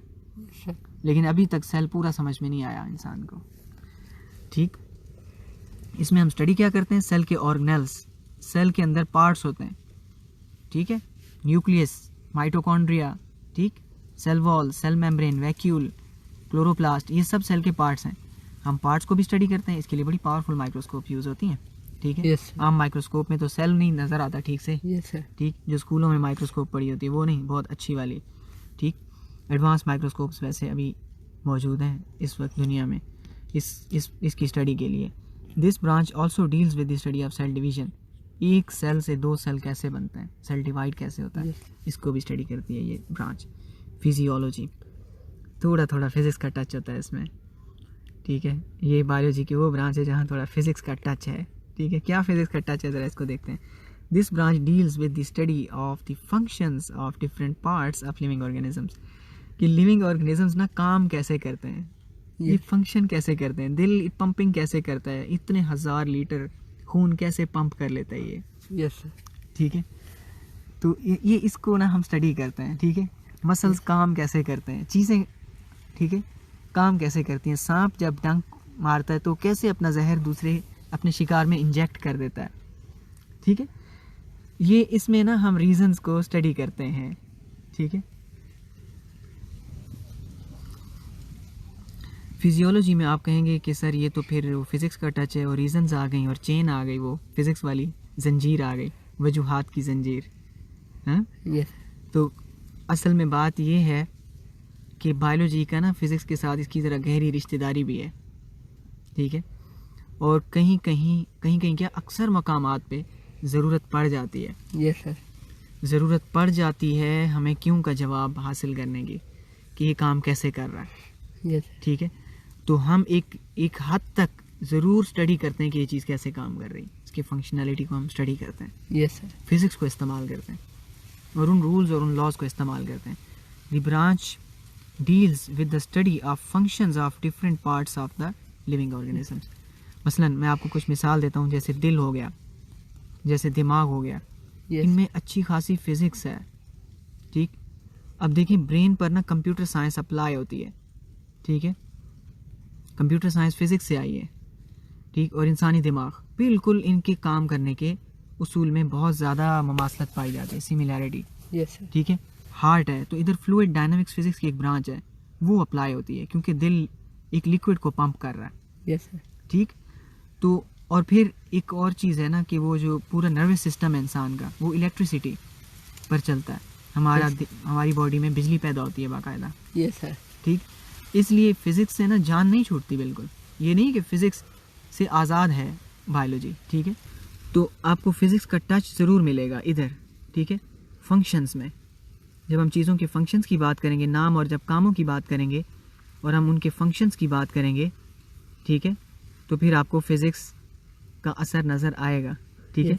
और आपकी फ़िज़िक्स की जो स्टडी है और आपकी जो वो स्किल है ना, जो फ़िज़िक्स से आपको हासिल होती है, एनालिटिकल स्किल, सोचने की पावर जो फ़िज़िक्स से आपको हासिल होती है, वो बायोलॉजी में आपकी बहुत हेल्प करती है। आगे बढ़ते हैं। जेनेटिक्स बहुत बहुत अमेजिंग ब्रांच है ये। देखिए मैंने अभी ये लफ्ज़ अमेजिंग वाला ना पीछे कहीं नहीं बोला है, हालांकि सारी अमेजिंग है, लेकिन इसके लिए मैं स्पेशली अमेजिंग कह रहा हूँ, ठीक है। उसकी वजह ये है, मैं इसको पढ़ता हूँ फिर मैं आपको बताता हूँ। The study of genes and their roles in inheritance is called genetics. Inheritance means the transmission of characteristics from one generation to the other. Genetics biology की वो ब्रांच है जिसमें हम माँ बाप की खूबियाँ बच्चों में कैसे मुंतकिल होती हैं, ठीक। मसलन मैं आपको सीधी मिसाल देता हूँ कि सेब का बीज डालो तो सेब का दरख्त क्यों निकलता है, केले का क्यों नहीं निकलता है। और जिस किस्म का सेब था और उस दरख्त पे उसी किस्म के सेब लगते हैं, ऐसा क्यों होता है? आखिर इस बीज में क्या है, ठीक। अगर हम ऑरेंज खाते हैं, बहुत अच्छा ऑरेंज हमें पसंद आ जाता है कि ये तो बहुत अच्छा ऑरेंज है, सरगोदा का ऑरेंज है, ठीक है। तो फिर वो जो ऑरेंज होता है, अगर हम उसका बीज डालें तो घर में जो ऑरेंज निकलेगा वो बिल्कुल वही ऑरेंज होगा खाने में। लेकिन अगर हम ऑरेंज के बीज को तोड़ें तो उसमें ऐसी कोई बात नज़र नहीं आती। Yes sir. चाहे माइक्रोस्कोप में भी देखें। Yes sir. आखिर कुछ पैक किया गया है ना इसमें, कुछ ऐसी इंफॉर्मेशन डाली गई है इसमें। Yes sir. ठीक है, तो वो जो खूबियाँ होती है ना, ठीक है, वो सारी असल में एक इल्म है, ठीक है। एक इल्म तो इंसान का है ना, एक इल्म क्रिएटर का है, ठीक है, जिससे चीज़ें बनाई गई हैं। वो सारा इल्म, कुल इल्म ना उसके अंदर होता है, वो एक शक्ल में होता है, वो एक फॉर्म में है, ठीक है। वो एक लैंग्वेज में है जिसको हम कहते हैं कि केमिकल लैंग्वेज या डीएनए की लैंग्वेज है। Yes sir. ठीक है, अब मैंने एक लफ्ज़ मुंह से निकाल दिया, मैं निकालना नहीं चाहता था, डीएनए, ठीक है, लेकिन आपने नाम सुन रखा होगा, डीएनए होता है, ठीक है। हर इंसान का डीएनए होता है, हर लिविंग थिंग का डीएनए होता है एक्चुअली, ठीक है। उस डीएनए में ना उसका कुल इल्म होता है। यस। उस शय का हर इल्म होता है, ठीक है। फल का रंग कैसा होगा, जायका कैसा होगा, बनावट कैसी होगी, अंदर से कैसा होगा, बाहर से कैसा होगा, एवरीथिंग, और उसके दरख्त की भी। Yes sir. ठीक, तो वो उसी इल्म की हम खोज करते हैं जेनेटिक्स में। Yes sir. ठीक है, तो इसलिए स्टडी ऑफ जीन्स, वो जीन्स क्या होते हैं? जीन्स डीएनए के वो टुकड़े होते हैं जिनमें ख़ास मालूमात होती हैं। यस। ख़ास इल्म होता है किसी दरख्त या पौधे की, उस लिविंग थिंग की किसी चीज़ के बारे में कोई एक मखसूस इल्म होगा, उसको जीन कहेंगे। मसलन इंसान है तो उसकी आँखों के बारे में होगा, एक जीन होगा जो आँखों के बारे में होगा, एक जीन होगा जो है ना उसके बालों के बारे में होगा, एक जीन होगा उसके कद के बारे में होगा। ठीक, तो इस तरह डिफरेंट जीन्स होते हैं। तो जीन्स आपको समझ में आ गया होगा, खुफिया कोड है असल में, ठीक है। यस। खुफिया कोड होता है एक मखसूस चीज़ के बारे में, ठीक है। इनका काम क्या होता है जीन्स का, इनका रोल क्या है, इनका किरदार क्या है इन इनहेरिटेंस कहते हैं विरासत, ठीक। इनहेरिटेंस विरासत, किस चीज़ की विरासत? पेरेंट्स से, is called genetics. Study of genes and inheritance, inheritance कहते हैं विरासत को। विरासत का मतलब ये है कि बायोलॉजी में कोई भी जानदार अपनी जो खूबियाँ लेता है ना, वो अपने पहले वाले जानदार यानी पेरेंट्स से लेता है, वालदैन से, ठीक है। वालदैन सिर्फ हमारे नहीं होते, हर चीज़ के होते हैं, ठीक है। बिल्ली के भी वालदैन होते हैं, ठीक है, मक्खी के भी वालदैन होते हैं। वालदैन से जो खूबियाँ जानदार को मिलती हैं उसको इनहेरिटेंस कहते हैं, विरासत कहते हैं। Yes sir. इंसान हम तो कहते हैं कि जो घर और बैंक बैलेंस और जो गाड़ियाँ और माँ बाप से जो पैसा मिलता है वो इनहेरिटेंस होता है। बायोलॉजी में जो इनहेरिटेंस है वो खूबियाँ हैं, ठीक है। मीन्स द ट्रांसमिशन, ट्रांसमिशन कहते हैं मुंतकिल होना, कैरेक्टरिस्टिक्स खूबियों का, from one generation to the other, एक नस्ल से दूसरी नस्ल में खूबियों का मुंतकिल होना, दैट इज कॉल्ड जेनेटिक्स। समझ में आ गया? Yes, sir. एम्ब्रियोलॉजी, एम्ब्रियोलॉजी ये बहुत कमाल की ब्रांच है Yes, sir. वाकई। ये बायोलॉजी की वो ब्रांच है जो सीधे सीधे आप यूं कह सकते हो कि मोजज़े के ऊपर इन्होंने नज़रें गड़ाई हुई हैं सीधे, Yes, sir. ठीक है, मोजज़े के ऊपर। एम्ब्रियोलॉजी एक लिविंग थिंग से जब दूसरा लिविंग थिंग बन रहा होता है, Yes. ठीक है, तो स्टेजेस होते हैं डेवलप होने के, Yes, sir. ठीक है। तो डेवलपमेंटल जो स्टेजेस होते हैं, मसलन मैं आपको एक मिसाल देता हूँ कि अभी मैंने सेब के दरख्त की मिसाल दी थी कि एक बीज होता है या Yes. ऑरेंज का एक बीज होता है। बीज के अंदर जो चीज़ होती है ना उसको एम्ब्रियो कहते हैं, Yes, जो sir. वाइट सी चीज़ निकलती है जिससे फिर पौधा निकलता है। उस एम्ब्रियो में ही सारी इंफॉर्मेशन होती है, Yes, sir. ठीक है। वो सारा इल्म जो है ना वो कोड हुआ है उसमें, ठीक है, कोड लैंग्वेज में एक इल्म छुपाया गया है उसके अंदर, ठीक है। तो एम्ब्रियोलॉजी क्या करती है कि वो इल्म डेवलप जब हो रहा होता है ना एक न्यू Yes, sir. ऑर्गेनिज्म के अंदर, वापस उन सारे स्टेजेस को और उस सारे प्रोसेस को स्टडी करती है। कितना कमाल का प्रोसेस है, Yes, sir. ठीक है, कितना अजीब व गरीब कमाल का प्रोसेस। जैसे मतलब आप यूं सोचें कि ना एक शेरनी के पेट में शेर बन रहा होता है, Yes, sir. ठीक है। एम्ब्रियोलॉजी का काम है कि वो उस शेरनी के पेट में जो शेर डेवलप हो रहा है, ठीक है, उसको स्टडी करेंगे कि शेरनी के पेट में शेर कैसे बन रहा है। Yes, sir. अमेजिंग है कि नहीं? Yes, sir. हाँ? आपने देखा होगा, आप तो गांव में रहते हैं, आपने बकरियों के और बच्चे पैदा होते हुए देखे होंगे, ठीक है, Yes, गाय sir. भैंसों के देखे होंगे, है ना। Yes, sir. और आपने देखा होगा कि बच्चे जब पैदा होते हैं फिर कैसे माँ बाप की प्रॉपर्टीज़ होती हैं उनमें, ठीक है, Yes, जैसे sir. धब्बे, जैसे वो कलर और जैसा वो होता है फिर वैसे ही अंदर पैदा होता है, Yes, sir. ठीक। आखिर अंदर कौन सी मशीन लगी हुई है, कौन सा प्रिंटर लगा हुआ है, हाँ, जो Yes. उसमें वो सारी चीज़ें प्रिंट करता है। अमेजिंग बात है कि नहीं? है. ठीक है। मसलन आपने, मैं ज़्यादा बातें नहीं करता फिर लेक्चर लंबा हो जाता है, वरना मैं एक बात ज़रूर करना चाहता हूँ। यहाँ पे एक परिंदा रहता है ना हमारे गांव में, फाइनली ना, जैसे एक यहाँ बर्ड रहता है, इसको इंग्लिश में कॉर्सर कहते हैं, ठीक, हमारे इलाके में। और आपने देखा है कि वो मिट्टी में अंडे देता है, Yes. ठीक, ज़मीन पे अंडे देता है, और उसके अंडों का कलर बिल्कुल मिट्टी जैसा होता है। इतना ज़्यादा वो उसके अंडों का कलर मैच करता है कि नज़रों के सामने भी हो ना तो देखना मुश्किल होता है, ठीक। जब तक वो खुद ऊपर ना बैठी हुई पकड़ी जाए Yes, sir. वो बर्ड, तब तक कोई इंसान वैसे नहीं पकड़ सकता इन अंडों को। अब सोचने की बात है उसके पेट में ऐसा क्या प्रिंटर है जो अंडों की स्किन को प्रिंट कर रहा है, Yes. ठीक, बिल्कुल उसी कलर में। और अंडों पे धब्बे भी वैसे होते हैं जैसे आमतौर पे मिट्टी में होते हैं, Yes, sir. ठीक है। तो अजीब, हैरत अंगेज़ है, ठीक है। इसलिए ना ये जो ब्रांच है ना, ये मैंने आपसे कहा है कि जो बायोलॉजी अगर महल है तो एम्ब्रियोलॉजी फिर उसका बेडरूम है, Yes, sir. जहाँ सबसे ख़ास काम हो रहा है फिर, ठीक है, बायोलॉजी का। It is the study of development of an embryo to new individual. Embryo मैंने आपसे कहा है कि वहाँ से शुरू होती है कहानी, न्यू ऑर्गेनिज्म बनने की कहानी एम्ब्रियो से स्टार्ट होती है, और वो न्यू इंडिविजुअल जहाँ तक बनता है, जितना बीच में प्रोसेस होता है, उसको स्टडी करना एम्ब्रियोलॉजी है। टैक्सोनॉमी, यहाँ क्रिएटर का कमाल है, ठीक है, इधर कमाल है सारा, ठीक है। Taxonomy, it is the study of naming and classification of organisms into groups and सब ग्रुप्स। टैक्सोनॉमी बहुत इम्पॉर्टेंट ब्रांच है, ठीक। अब टैक्सोनॉमी वालों के लिए ज़रूर इंटरेस्टिंग एंड अमेजिंग होगी, मैं इसको इम्पॉर्टेंट, मोस्ट इम्पॉर्टेंट ब्रांच कह रहा हूँ, Yes. ठीक। मैं जब यूनिवर्सिटी में था ना, तो मेरे साथ मेरा एक फ्रेंड था, हम एक साथ ट्रैवल करते थे, एक ही बस में ट्रैवल करते थे, वो टैक्सोनॉमी का था। Yes, sir. मैंने उससे कहा कि जब मैं स्टूडेंट था, एज अ स्टूडेंट मैं टैक्सोनॉमी को ज़्यादा इम्पॉर्टेंट नहीं समझता था। Yes, sir. जैसे अक्सर बच्चे बायोलॉजी पढ़ते हैं, उनको समझ नहीं होती किसी शय की। मैंने उससे कह दिया कि तुमने टैक्सोनॉमी क्यों ले ली। Yes, sir. उसने कहा कि बायोलॉजी की हर ब्रांच हमारी मोहताज है, कहता है पूरी बायोलॉजी हमारी मोहताज है।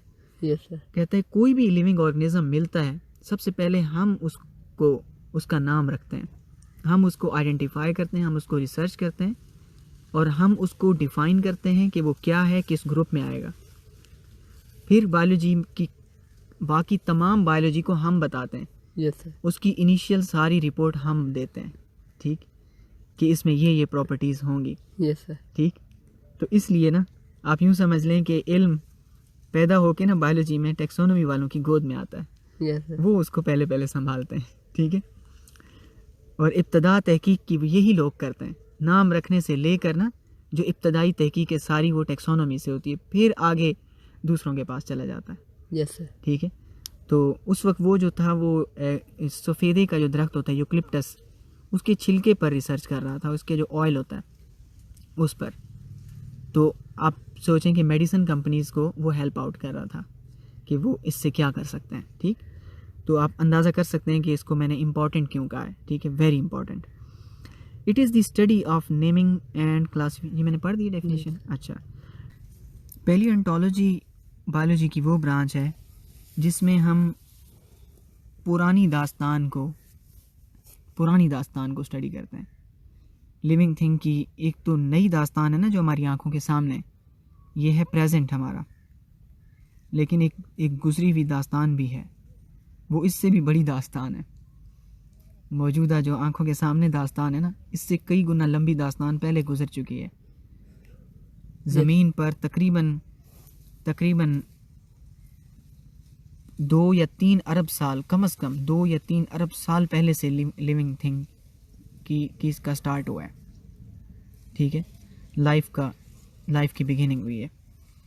ठीक, मैं इस नंबर पे आप नहीं जाना 2 या 3 अरब साल, ठीक है, वाले नंबर पे। ठीक, ये कम ज़्यादा हो सकता है। ठीक है, यस। लेकिन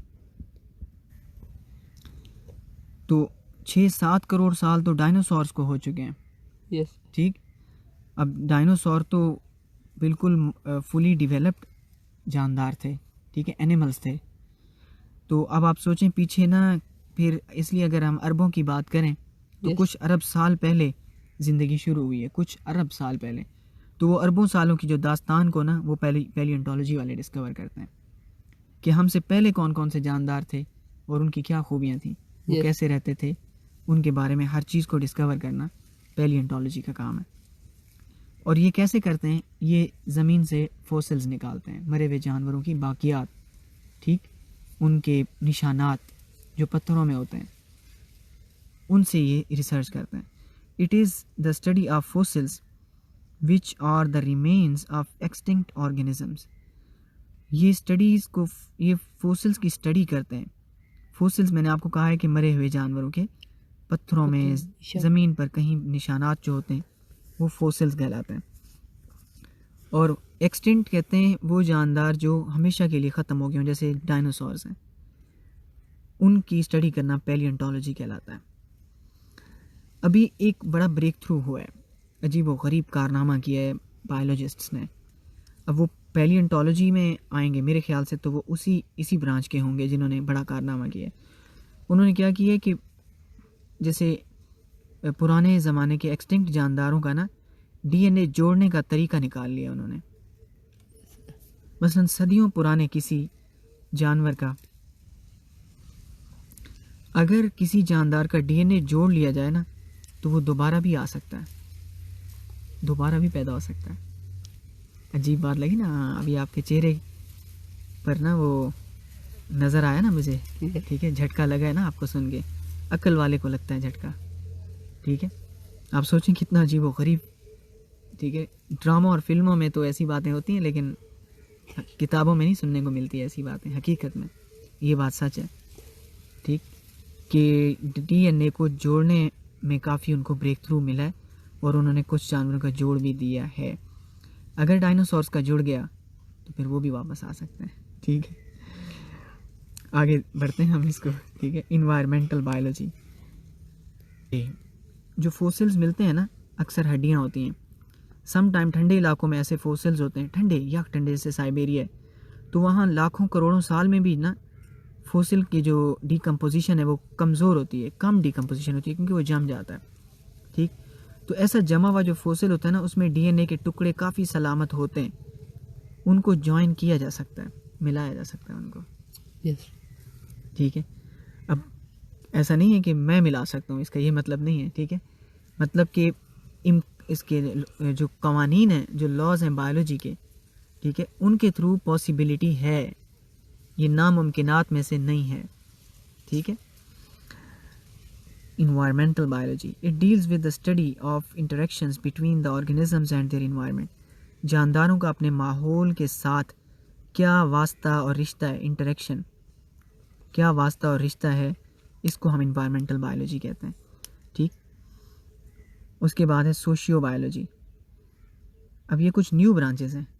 this branch deals with the study of social behaviour of animals that make societies. कुछ जानवर होते हैं वो अकेले रहना पसंद करते हैं, पूरी ज़िंदगी अकेले ही गुजारते हैं।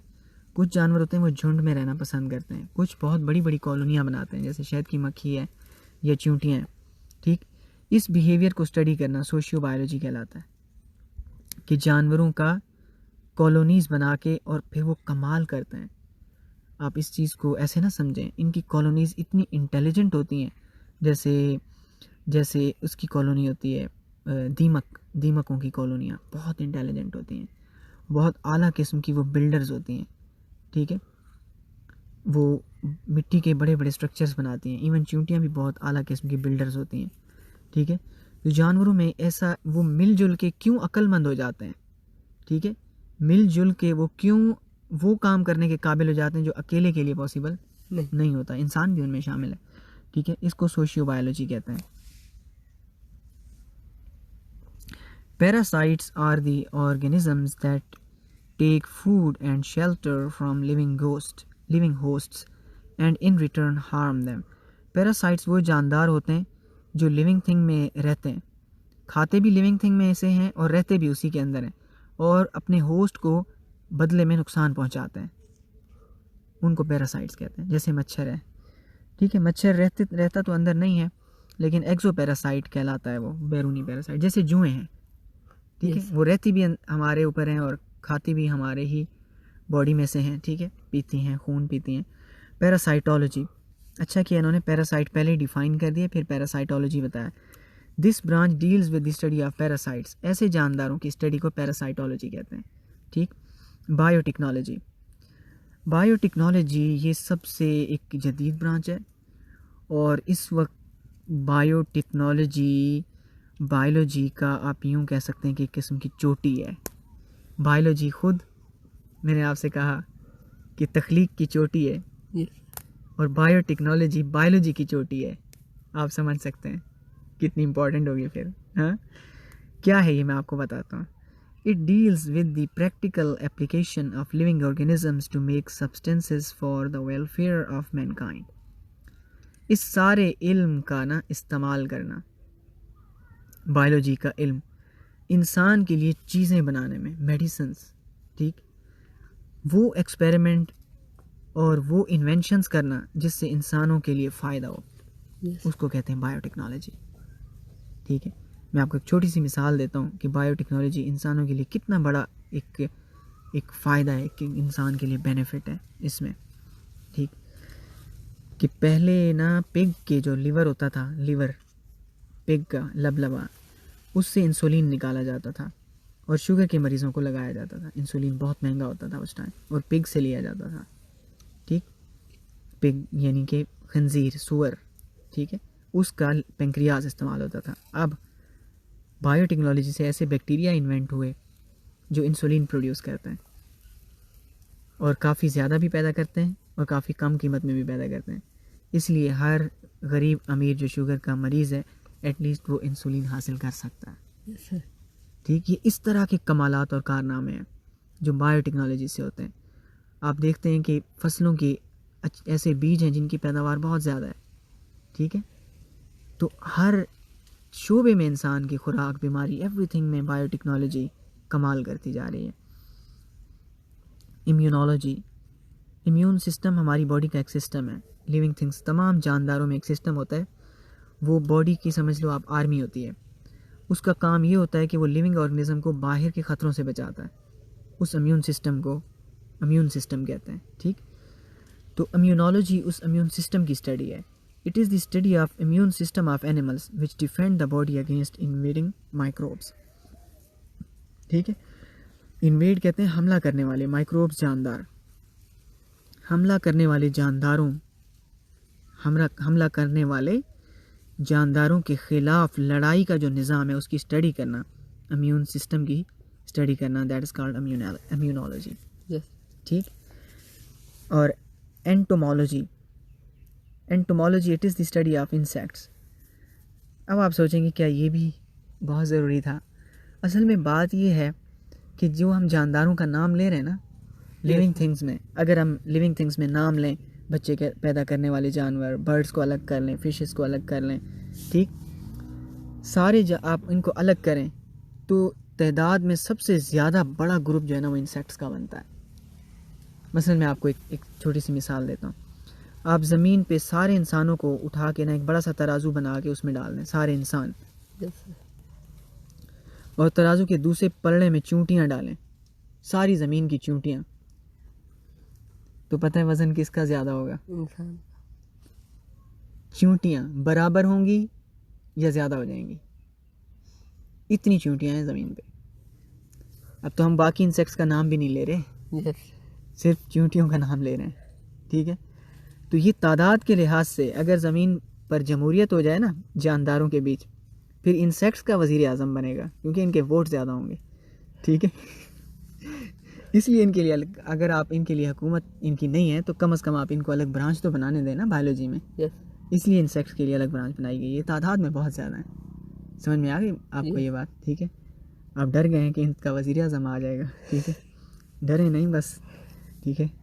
क्रिएटर ने इनको, ठीक है, दिया नहीं है वो राइट, ठीक है। Pharmacology it is the study of drugs and their effects on the systems of human body। ये दवाइयाँ, ड्रग्स कहते हैं दवाई को, ड्रग नशे वाली चीज़ों को भी आमतौर पे लोग कहते हैं ड्रग्स, ठीक है। लेकिन ड्रग बायोलॉजी में ना एक टर्म है, एक टर्म है। ड्रग हर दवाई को कहता है, हर दवाई को ड्रग कहते हैं, ठीक है। मैं इसकी फॉर्मल डेफिनेशन आपको बता दूंगा, ठीक।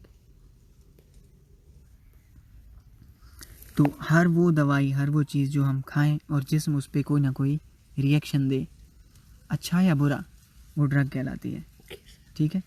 तो ड्रग की ये डेफिनेशन है। आप ड्रग ये ना समझेंगे सिर्फ नशा करने वाली जो वो चीज़ें होती हैं वो सिर्फ ड्रग होती हैं, ठीक है। And their effect, drugs and their effects on the systems of human body, इंसानी जिस्म के जो निज़ाम है उनके ऊपर किसी भी दवाई का क्या असर होगा, उसको फार्माकोलॉजी कहते हैं। Human population growth, infectious diseases, addictive drugs and pollution और the major biological issues today. इंसानी आबादी का बढ़ना और लगने वाली बीमारियां एक से दूसरे को, नशा आवर दवाएँ और पोल्यूशन, ये आजकल के इंसान के सबसे बड़े मसाइल हैं जो बायोलॉजी से रिलेटेड हैं। अब हमने ब्रांचेस को स्टडी कर लिया, इसके हम अदर साइंसेस के साथ बायोलॉजी की रिश्तेदारी को डिस्कवर करेंगे। डिसिप्लिनरी साइंसेस, इंटरडिसिप्लिनरी साइंसेस, वो बायोलॉजी की ब्रांचेस जो कि ना बायोलॉजी की सरहद पे पाई जाती हैं, ठीक है। जैसे पाकिस्तान और इंडिया का बॉर्डर है, ठीक है, इस तरह इन सब्जेक्ट्स के भी बॉर्डर हैं, जहाँ से एक ख़त्म होता है तो दूसरा शुरू हो जाता है।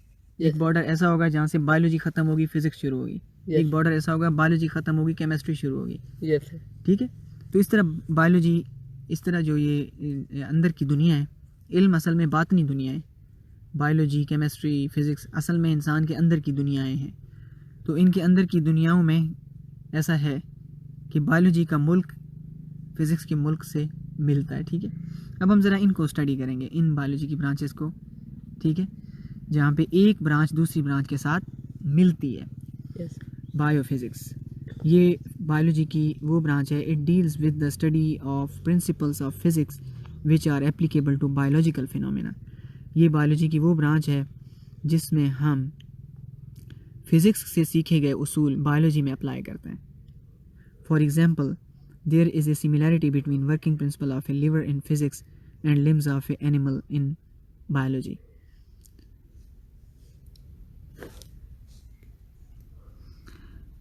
मसलन ये कहा जा रहा है कि फिज़िक्स के लिहाज से जो लिवर काम कर रहा है, ठीक है, लिवर जो हमारा जिगर है, ठीक है, जिगर और जो लिम्स हाथ पैर काम करते हैं, इनके काम करने में सिमिलैरिटी है फिज़िक्स के लिहाज से। लिम्स कहते हैं हाथ पाँव, ठीक, जानवरों के। बायोकेमिस्ट्री इतनी इम्पॉर्टेंट ब्रांच है ना, बायोलॉजी की जितनी फ्रेंडशिप केमिस्ट्री के साथ है इतनी फिज़िक्स के साथ नहीं है, मैं आपको इतना बता दूं। जैसे जैसा गहरा रिश्ता मैथ और फिज़िक्स का है, इतना और सब्जेक्ट किसी का नहीं है। बिल्कुल ऐसे ही जितना गहरा रिश्ता केमिस्ट्री और बायो का है, इतना और किसी के साथ नहीं है। आपको पता है गहरा दोस्त एक ही होता है, ठीक। बायो केमिस्ट्री, वजह ये है कि केमिस्ट्री से निकल के ना बायोलॉजी बाहर आई है, ठीक है। आप यूं समझें कि ना क्रिएटर ने ना कुछ ऐसा किया है, वो जैसे वो नहीं होता, ठीक है, वो एक अजीब व गरीब कीमियाई रिएक्शन चल रहा होता है, हम बच्चे देखते हैं, ठीक है, टीवी में दिखा रहे होते हैं, ठीक है, और बस ऐसे पता नहीं कुछ डालते हैं तो अजीब कमाल हो जाता है और अंदर बर्तन में से कुछ जिन निकल के खड़ा हो जाता है, ठीक है। तो काम हो रहा था केमिस्ट्री का, हमारे प्लेनेट पे सारी केमिस्ट्री चल रही थी, ठीक है, और उसमें से बायोलॉजी निकल के आ गई, लिविंग थिंग्स आ गए। और ये आज तक नहीं समझ में आ रहा किसी को, कोई दुनिया का साइंसदान नहीं जानता, ठीक है, कि इन एलिमेंट्स एंड कंपाउंड से लिविंग थिंग कैसे बन गए, ठीक है, ये अचानक इनमें जान कैसे आ गई, ये जानदार कैसे बन गए, ठीक है। ये अजीब व गरीब काम है। इसलिए आप समझ सकते हैं कि केमिस्ट्री का, ठीक है, बायो से क्या रिश्ता है, जो दरख्त का जड़ों से है, ठीक है। केमिस्ट्री, बायो की जो जड़ें हैं वो केमिस्ट्री में जाती हैं, बायो की जड़ें केमिस्ट्री में जाती हैं, ठीक है। बायोलॉजी का जो ट्री है उसकी जड़ें केमिस्ट्री में गड़ी हुई हैं, ठीक है।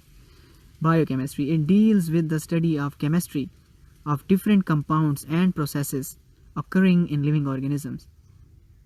अब ये देखें कि स्टडी ऑफ केमिस्ट्री के जानदारों के अंदर क्या केमिस्ट्री चल रही है, कौन से एलिमेंट्स एंड कंपाउंड्स बन रहे हैं, कौन कौन से प्रोसेसेस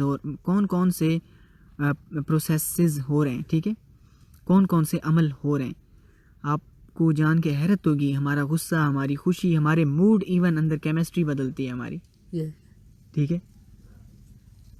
पीछे जाओ केमिस्ट्री निकलती है, ठीक है, बॉडी की ऑकरिंग जो हो रहे हैं हमारी बॉडी में, ठीक है, इनको स्टडी करना, ठीक है, कंपाउंड्स और उनके अंदर के जो केमिकल रिएक्शन और प्रोसेस चल रहे हैं इंसानी बॉडी के अंदर। For example study of basic metabolism. Metabolism अहम लफ्ज़ है, ठीक है। ये जो लफ्ज़ मैंने डब्बे बनाए और सर्कल किए हैं, ये सारा इल्मुल अस्मा है। आप देखें मैं इन्हीं पे बात कर रहा हूँ, ठीक है, इन्हीं को कवर करना है आपने। मेटाबॉलिज्म, बॉडी के तमाम रिएक्शंस को मेटाबॉलिज्म कहते हैं, ठीक है, जिसमें होने वाले तमाम रिएक्शंस, ठीक है। जब इंसान मरता है मेटाबॉलिज्म स्टॉप हो जाता है, ठीक है। तो जिंदा इंसान जब तक आखिरी सांस तक जिंदा है उसमें मेटाबॉलिज्म उसमें स्टॉप नहीं होता, ठीक है। जब तक इंसान जिंदा है आखिरी सांस तक उसका मेटाबॉलिज्म स्टॉप नहीं होता, ठीक है। अब यहाँ देखें, identify and evaluate the impact of scientific ideas और advancements in technology on society. Biomathematics क्या है, बायोमेट्री या बायोमैथमेटिक्स, इसमें हम क्या करते हैं कि ना हम डेटा कलेक्ट करते हैं, ठीक है, मैथमेटिक्स इस्तेमाल करके। It deals with the study of biological process using mathematical technique and tools. For example to analyze the data gathered after experimental work of biologists have to apply the rules of mathematics। मसलन कैसे data, क्या data, देखें किसी जंगल में मसलन हम study कर रहे हैं हिरनों की तादाद को और शेरों की तादाद को, ठीक है। अब हिरन शिकार है और शेर शिकारी है।